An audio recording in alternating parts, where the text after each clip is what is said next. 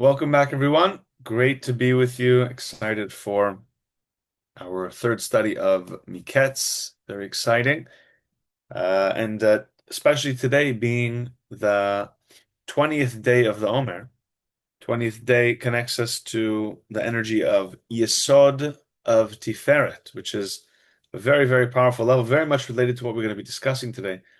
Yesod, of course, connecting to the energy of Joseph the Righteous, the the channel for our world, as we'll see, especially as our discussion today touches upon that.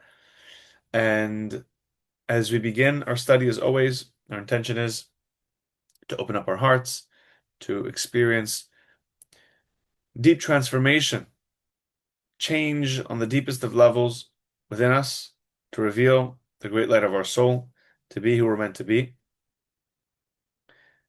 Yesterday we had a beautiful meeting with every other Tuesday we meet with all the chevra around the world, all the teachers around the world, with Michael and Monica. And Michael was speaking about how when we talk about growth, when we talk about going to our next level, it's not just about being a little bit better, but we want to see how can we be twice as good? How can we double in everything that we do? In it's if it's in our work, if it's our spiritual work, if it's the way we share and help people, if it's our connection to the Zohar, everything we want, it's not supposed to be a little bit better. We want to see, we want to ask the Creator to guide us. We want to know what the effort that is necessary, what direction we need to take to be twice as good as a parent or a husband or a wife or a whatever it is, a friend. Twice is not just a little better, double, double, um, double our greatness in the different areas of our lives. And with the light of the Zohar, where we tap into the depth of our soul, where we tap into the essence of who we really are, we can actually connect to that. So we want to ask as we're studying today that we reveal what we our soul really is, who we really are, so we can reveal our unique light. We're meditating that through our study we awaken more love. We're coming closer and closer to Lag BaOmer, closer and closer to the day of the Zohar, and we need that energy. We want to connect to that energy for everything we need to do this coming year to reveal more of the Zohar in the world. All that's missing in the world to transform everything, as the Rav would say, is just more Zohar, just more connection to the Zohar. In terms of our book that we're working towards, the Daily Zohar book by Michael Berg, that we were coming together to do one of the dedications. We've raised, I think, around close to $18,000 so far, which we're doing great. We still have a long way to go, but we've raised around $18,000, which is around 35% of our goal. We still have another 34,000 to raise. So I have no doubt that if everyone chips in a little bit, so far I think we had donations from around um, 30 or 40 different people. If all of us if all of us contribute, and those who can give more, those who can't give as much as they can, I have no doubt we will manage to achieve our goal of this beautiful dedication to help reveal the light of the Zohar on a completely new level, to be able to connect to the Zohar a way that anyone can connect to the Zohar every single day with a simple message, with a simple revelation of light, and to get to be a part of that is I don't think any of us can really even appreciate what that means to be able to help reveal the light of the Zohar on a completely different level for the whole world. To get to be part of the cause of that is something people couldn't even dream of. So it's a huge merit. So thank you guys for helping make this happen, and I know we're going to reach our goal. Let's begin with the prayer of the Ari to help open up our hearts as we begin our study, to support our consciousness, to awaken the great light of our soul as we begin this study. Okay, so reading of the prayer of the Ari, opening up our hearts, drawing all this light and consciousness that we need for our study. ריבון העולמים ואדוני אדוני מלך המלך סליחות מודים אנחנו לפניך אדוני אלוהינו ודאבותינו וגידהו ושכבתנו תורתך ודעת עבודת הקודש ונתת לנו חלק בסודות תורתך הקדושה מעלמך חיינו שעשיתי מעלה חסד גדול כזה. לכן אנחנו מרקדים תחת פנינו לפניך שבנכון תסלח לכל חטאותינו ועוונותינו ואל יהיו עוונותינו והבדלים בינינו לבניך. וכן יצאו ואנחנו לא נהנו לבתינו שתכונן את לבבינו ליראתך ולאהבתך. ותקשיב אוזנך לדברינו האלה ותפתח לבבינו הערל בסודות תורתך ויהיה למדינו זה נחת רוח לפניך יזך ודך לקח ניחוח. ותציל עלינו מכל נשמתנו בכל בחינתנו ושאית נצוצות לבדך הקדושים. שהייתם גלית את ערך לבעולם וזכותם וזכותם אותם וזכותו ותמשתם. יעמוד לנו לבן הקשר בית ועמדו בזכותם תרננו מה שאנו עומדים כמאמן עם זמירות ישראל גלנה בביתן תגזור תורתך. כי אדוני תן חוכמה מפיו דעת ותבונה. יהיו רצון עם מפיו יהגד מלפניך אדוני וגואלי. Okay, we're here on paragraph 15. We're in chapter 2, paragraph 15 of the portion of Miketz. So the Zohar continues and says, Tachazeh, come and see. Because we've been explaining how, right, this verse in Psalms, in Proverbs, excuse me, verse in Proverbs, it says, Melech b'mishpat yamid aretz, the king by justice establishes the land, ve'ish terumot yehelsena, he who exacts gifts, right, takes bribes and has ego, overthrows it. So we explained yesterday about King David, who represents the justice and everything, and Rechavam, who was full of ego and split the kingdom and caused a lot of destruction. So now the Zohar continues, it says, Tachazeh, come and see. Because of the tzaddikim, the Creator, the Creator, even though judgment is decreed upon the world, the Creator holds it back because of the tzaddikim. And that judgment, that negativity, that that darkness does not take control of the world. Now we know that there are, of course, revealed tzaddikim, revealed righteous souls that protect this world, but there are also 36 hidden tzaddikim, 36 hidden righteous people who, with their actions and their consciousness and their light, they create protection in this world. By the way, they might not even know who they are, but they are protecting this world. You and I don't know if any of us are any of the hidden tzaddikim, but you and I, with our actions, also bring protection to this world, also bring light and remove judgments and negativity from this world. Kol yomoy de David Malka, all of King David's days, it kaima ar begine. The land was sustained because of him. Levata demit, once he passed away, it kaima bischute. It still remained, it still was sustained because of his merit. Dichtiv, as it says, "Veganoti al na'ir hazod lehoshiyah le'mani u'leman David avdi." So when King Hezekiah was sick, he prayed to the Creator to be healed, and he was answered. Vehosafti al yamecha chamesh esra shana. King Hezekiah was one of the descendants of King David, maybe 10 generations later. I don't remember exactly. And when he got sick, we learn a lot about prayer from how he prayed. He prayed towards the wall, and the Zohar reveals about secrets about his prayer. And it says that his prayer was answered. He was given 15 years of life. He didn't have children, so this gave him a chance to have children.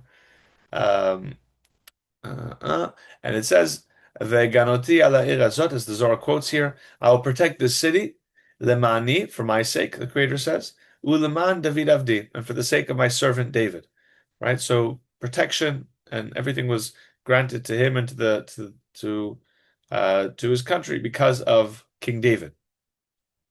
Kigavnada, similarly, Kol Yamoy de Yaakov, V'chol Yamoy de Yosef, all the days of Jacob and all the days of Joseph, Lashalta Puranuta Be'alma, the negativity, the infliction, judgment was, the punishment was not, did not make it to the world. It wasn't controlling the world.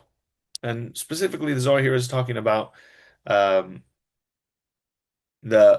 famine. The famine stopped. Oh, I think I have this here. This is a very comprehensive timeline that I prepared for last portion. We never got to it, but either way, it talks about the different ways to calculate the 400 years or the years of slavery that the Israelites went through. So we're going to focus here, 7 years of famine, 7 years of plenty were between the years 2229 and 2236 of the um, calendar from creation, from Adam and Eve, from Tikkun, or 1532 to 1525 BCE. And it says that when after 2 years of famine, that's when Jacob descends to Egypt, so the famine ends. So when Jacob came, there was no more famine, there was no more darkness. And as long as Joseph and the brothers lived, there was no enslavement of of the Israelites. So this enslavement only happened after Joseph and the brothers, specifically Levi, passed away. So they had 116, well, they were in Egypt for 210 years, Jacob's family, and eventually became the Israelites. The enslavement only took place for 116 years. But that was all delayed. That's why it says in the portion of Shema, we'll learn this, that the slavery began because the king did not know Joseph, which means they were protected with the merit of Joseph. Once you know once he left this physical world and the king did not know of him anymore, then the enslavement began. Paragraph 16. Tachas come and see. Melech b'mishpat yamin haaretz. Going back to our verse in Proverbs, the king by justice establishes the land. We've been explaining different ways to understand this verse. Now, the Zohar is now explaining that this represents Da Yosef, that represents the soul of Joseph, the light of Joseph, the energy of Yisod. Ve'ish terumot yihasena, and the man who exacts gifts overthrows it, right? With ego and negativity, destroys all the protection and light. Da Paro, this is referring to Pharaoh. Begin the akshay libei legabi kuchav, because Pharaoh always hardened his heart. He closed his heart. He was stubborn and connected to ego, towards the Creator. Charev ara de Mitzrayim. He caused the destruction of Egypt. V'kadmeita al yadad Yosef itkayam. And before, when Joseph was in charge, when Joseph was around, the land of Egypt was protected, was sustained. He saved the land of Egypt because if not for Joseph, then they wouldn't have preserved the food during the times of plenty for the times of famine. And just like the rest of the world who ran out of food, Egypt would have also run out of food. And the people did run out of food to such an extent that they actually even sold all their property. They sold even themselves as slaves to Pharaoh. If it wasn't for Joseph, then the whole country would have been lost. All because of the dream that Pharaoh had dreamt. As it says, as it says that Pharaoh dreamt the two dreams at the end of the 2 years, which began the process of Joseph's rule over Egypt. Paragraph 17. When it says at the end of 2 years, Rabbi Lazar opens and says,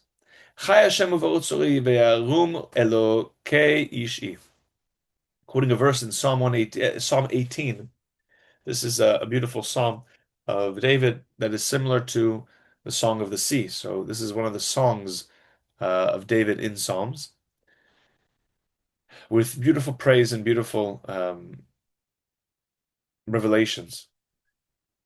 And the verse says, Chai Hashem uvaruch tzuri. The Lord lives, God lives, and blessed is my rock. Well, the Zohar will explain what all these phrases mean. Ve'arum Elokei Yishi. Exalted be God, my deliverer. What's the deeper understanding of this beautiful verse? Elokei ktiv bevav. Immediately the Zohar points out the word Elokei, which means my God, or God, Elokei Yishi, the God of my assistance or salvation. It's spelled with a vav. You could spell this typically even in the way it's written in our Zohar. It's written without a vav, but the original verse in Psalms, King David decided to write it with a vav, and the Zohar immediately notices that anomaly. It's in other places also, but it means that there's a reason. If it's written with a vav, it means we know that these letters are not just the way you spell words. You can't just choose how you spell things. Everything's spelled a certain way. But when King David or Moses or any of the sages wrote something a specific way, because every letter represents a different channel of light. So when they add the vav, for those of us that are aware, vav represents Zerampin, represents the channel of light, and also this month, Pei and Vav, right? So it's not a coincidence that this vav is here. The Zohar is going to reveal what it means. So immediately the Zohar says, Haika itli staklabe. We have to look closely, we have to go deeper and understand this verse. It's not just a random verse about praising the Creator. There are deep secrets and revelations about our world and light, the way light flows in this world. Chai Hashem, when it says in the verse that the God lives, what does that mean? Chai Hashem. Da chai tzadika yesod alma. This revelation of life, when the Creator lives, represents the energy of the tzaddik. Chai, the word chai, which means life, has the numerical value of 18.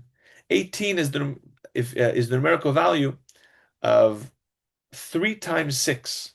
6, we know, represents the energy of Yesod. So 3 times 6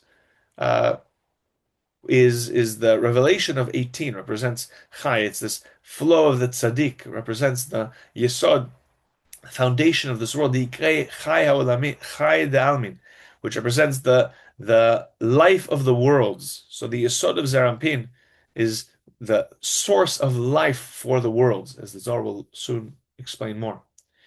In the verse where it says, Ubaruch Tzuri, blessed is my rock, what does that mean? Dahu dichtiv represents, in the verses it says, Baruch Hashem Tzuri, as it says in Psalm 144, that King David said, blessed is the Creator, my rock. Veda alma ditkayam alei tzadika da. So this represents the reality, the malchut, the world, the malchut, the nukva, that the tzaddik sits upon, exists upon, which means the Yesod of Zerampin reflects light or shares light, reveals light down to the nukva, to the malchut, which it's sustained by that light. I have a little graph that will show us soon, summarizing all this. Ve'yarum elokei ishi. So the next part of the verse, when it says, exalted be the Creator, my deliverer. What is ve'yarum? What does exalted mean? Ve'yarum da alma ilah. This represents the supernal worlds, the upper worlds, which represents the energy of Binah, the realm of Binah. Elokei bevav, when it says Elokei, the God, with the vav. Da shamayim, this represents the heavens, meaning the energy of Zeir Anpin. It says shamayim shamayim laHashem, because it says that the heavens belong to the Creator, Yud Kei Vav Kei, which represents Zeir Anpin. So now here Rav Ashlag clarifies this for us, revealing what this verse that we've been discussing, this verse of Chai Hashem Uvaruch Tzuri V'Yarum Elokei Ishi, what does this mean? So he explains, if we want to understand how complete light can flow down into our world, into our reality, into our lives, we have to understand there is a sequence, there is not a hierarchy, it's not a hierarchy. There is a system of flow for the blessings to be revealed in our world. We know that everything comes from the endless, obviously, but we're talking more specifically in the structure leading to our world. The Zohar reveals that when you have the energy of what's called Binah united with Zeir Anpin, when these two forces come together, that's what's called the Chai. No, excuse me. How can you get the light from Chai, which is life, Yesod of Zeir Anpin, to Nukva, to Malchut, to the Tzur, to the rock, right? As we said, the blessed is my rock. That's when the two realms of Binah and Zeir Anpin come together. When Binah is revealed through Zeir Anpin, is clothed through Zeir Anpin, then what happens? Then it can reveal the light down to the Yesod of Zeir Anpin. Yesod is like the funnel of Zeir Anpin. And when Binah of Zeir Anpin is sharing the light with Yesod of Zeir Anpin, then it reveals the light down to Nukva. Nukva is like the Malchut. It's the vessel. It's the female aspect. And when the Nukva is filled with the light of Binah of Zeir Anpin through Yesod of Zeir Anpin, I know this is a lot of terminology. Even just saying these words reveals this light in our lives. But just understand the sequence. Once the Nukva is full of light, then it is revealed down to the lower beings, down to our world, down to our life. But these code words, right? When Binah is connected to Zeir Anpin, which practically, what does that mean for us? How can we, you know, how can we replicate this in our lives? Zerampin basically represents the state of restriction. When I am able to be unconditional, not think about myself, right? Zerampin receives everything so that it can share everything. But also the same thing. All of these levels are just receiving so they can share with the lower level. Nothing stays with them. Nothing is stuck. The truth is, the only place it gets stuck is with us and the lower beings. And that's when the light stops flowing. But as soon as we, as lower beings, we also we emulate this flow as well, then we become unstoppable forces of sharing and receiving and sharing. When I, as a lower being, become like Zerampin connected to Binah, right? To me, Nukva can be Binah. Binah represents like a mother. Binah is like the supernal mother that provides everything for her daughter, which is the Nukva, right? But for us, we can also be like the vessel that receives everything from our supernal mother, from the spiritual realms. As soon as everything that I receive, I use for the sake of sharing. Everything that I experience in life, I don't hoard it and I don't stop that flow with me. I understand that my time, my energy, my thoughts, my love, everything that is in my possession that I've been given was given to me to serve, to share, to bring light. Then that opens up that endless flow of light always. So the Zohar is relating that this verse that we're discussing represents this realm, this flow of endless light to the world, through all hinted by that Vav in the word Elokei. The Vav, which represents Zerampin. This is our work. This flow represents our work in our lives. To always be connected to the higher levels, but for the sake of sharing, for drawing light into the world, for connecting to Binah and being Zerampin that flows through Yesod Zerampin to the Nukva, to everyone else around us. That's when that flow happens. If anything is missing in this flow, if any aspects, any elements are missing, the flow doesn't occur. Paragraph 18. Tachazeh, come and see. Baruch Hashem Yom Yom Yamos Lanu. The Zohar quotes a verse in Psalm 68, verse 20, pointing out Baruch Adonai Aleph Dalet Nun Yud. Right? You could spell the name of the Creator with Yud Kei Vav Kei or Aleph Dalet Nun Yud. The Zohar is pointing out that the King David, once again, he spelled this in a specific way. He spelled it with Aleph Dalet Nun Yud for a specific reason. It represents a different level of connection to the light. Baruch Adonai be'Aleph Dalet Nun Yud. It was written with the name of Aleph Dalet Nun Yud, which represents the energy of the specific channel of the creator of the Nukva, of Malchut. And this verse is all within the realm of the system of the secret of wisdom. It's all divinely revealed. So now the Zohar is going to break down this beautiful verse. What is Yom Yom? And relate it to what we're discussing now. What is Yom Yom? That blessed is the Creator day by day. He supports us. God, our deliverance, Selah. What is Yom Yom, day by day? Elu Shnatayim Yamim. It represents, as the portion begins, Vahi Miketz Shnatayim Yamim. And it came to pass at the end of 2 years, as we explained yesterday. Shnatayim Yamim.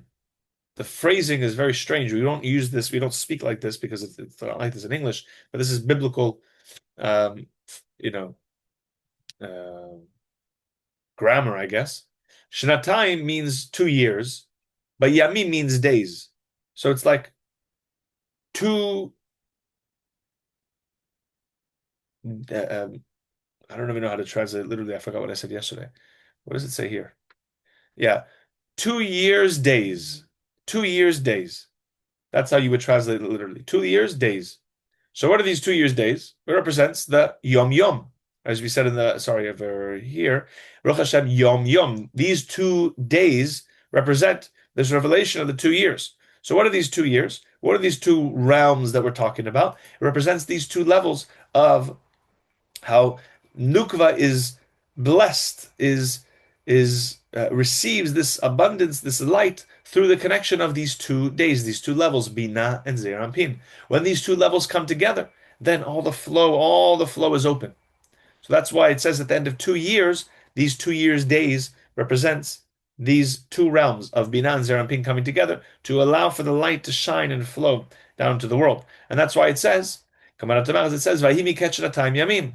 At the end of 2 years days, which means these two connections of Binah, when Binah and Zerampin came together, then it says that Pharaoh is dreaming and he's standing by the Nile, standing at the river.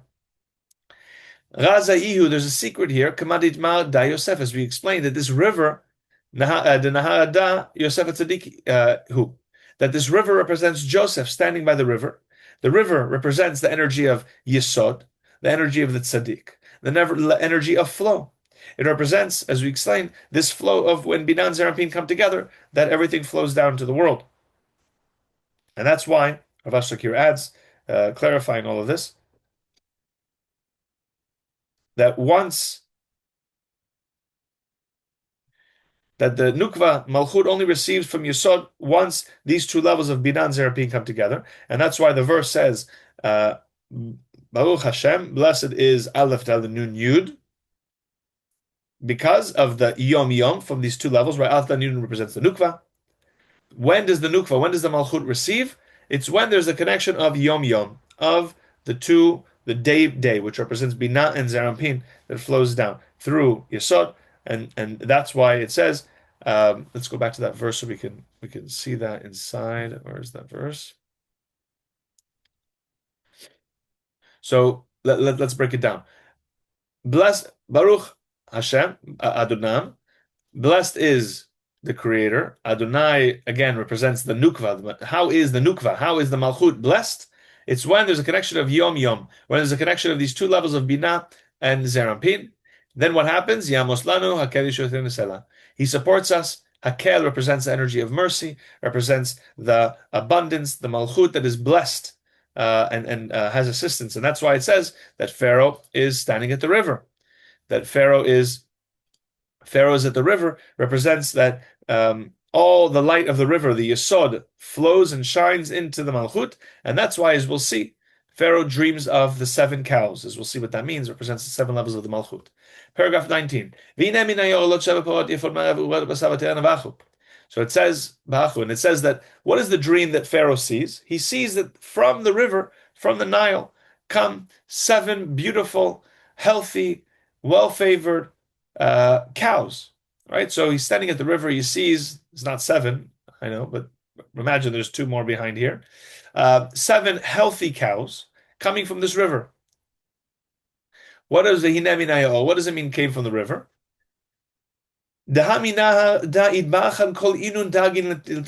Because from this river, which is the Yesod, all the levels below it are blessed. Because this river, this flow that comes from Eden, which is Binah, it waters and supplies and nourishes everything. The Joseph, which represents the Yesod, Nahar is the Yesod who receives from Binah, is a river. And all of Egypt is blessed because of this river, which is Joseph. And again, this is the Zohar is not talking just about Joseph and ancient Egypt. The Zohar is talking about you and I. How can we bring blessings into our lives? We have to be like Joseph. And we're going to learn much more about what Joseph is. But Joseph represents the energy of restriction, energy of Yesod. If blessings are lacking in our lives, it's because we are not acting like Joseph. We are not in the realm, the channel of Yesod is not open. Paragraph 20.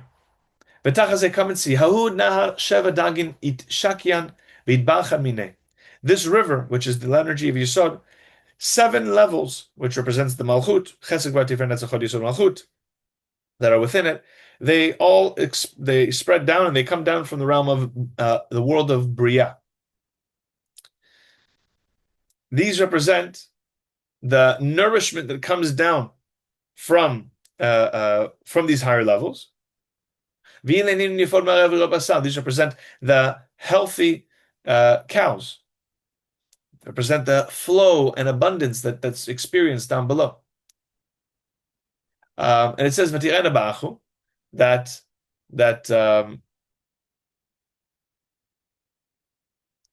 they fed in the reed grass. What does that mean? Where does the flow come? Where does the feeding come from? Where does the blessings reveal? When they are in a state of unity, when they are in a state of connection, when there is no separation between them, when these seven levels are in unity. They all exist for praise, which means they all stand in praise, which means there is no place for the negative side to grab a hold of it. There is just the connection to the light. Where does negativity come in? When we use negativity, when we praise negativity, when we praise selfishness, when I attach myself to any other source of light, that's when other sources can come and take over. When I am reactive, the negative forces can come and take my light. When I am whole, right? Reactive means I come from lack. When I am whole, there's no lack. When it's just me and the Creator, when I just experience the light of the Creator and everything, when I know the Creator is providing for everything, then I am in a state of these seven healthy cows. Then I'm in the state of wholeness and perfection. I lack nothing, and I'm whole. So therefore, no negativity can come within, can come and take over. And this is the secret of these seven levels that we've explained. There's a secret here, as it says in the verse, when speaking about Esther, Queen Esther, it says that she received seven maids from the king's palace that were due to her, which represent the seven chambers of Bria, which all represent the state of flow and praise and connection. So when the Malchut is blessed, it represents being whole on these seven levels, meaning no lack, no negativity. That represents the seven healthy cows in Pharaoh's dream. He saw seven healthy cows and seven skinny cows. So these healthy cows represent the state of perfection, all in a state of wholeness, in a state of praise, in a state of connection to the Creator. The Kabbalah Ktiv, but opposite to those, in contrast to those, there are Shiva Tasarasim Asharatim Bnei Melech Begomem. But just like in the story of Esther, Queen Esther had seven maidens which represent the perfection of Malchut. Achashverosh also had seven eunuchs, seven ministers that represent the seven aspects of lack, connection to the impure state, impurity, which are the seven skinny cows, the lack that is experienced. Let's just read, do we have time for, let's just squeeze in two more real quick. They're very short. Paragraph 21. Rabbi Yitzchak says, Sheva parot tovot, these seven healthy cows, dagin inun ilain al achanin. These seven healthy cows represent the seven higher levels that are above the seven lower levels, seven other levels. V'sheva parot haraot, these seven bad cows, seven, weak, sick cows, skinny cows, they represent seven levels above and the levels beneath them. The healthy cows represent the seven levels of holiness, of perfection within the holiness of Malchut. And the seven unhealthy cows represent the seven levels of impurity of the lower beings related to the klipot and negativity.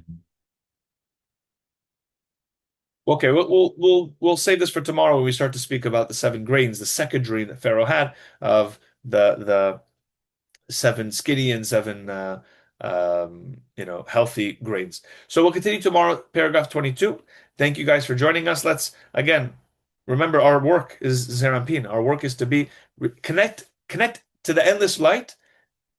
Connect your spiritual connections, but then share everything in this world. All your blessings for the sake of sharing. Everything for the sake of sharing, all from the state of wholeness and restriction. Lots of love, everyone. Thank you so much for joining, and looking forward to seeing you tomorrow. Thank you.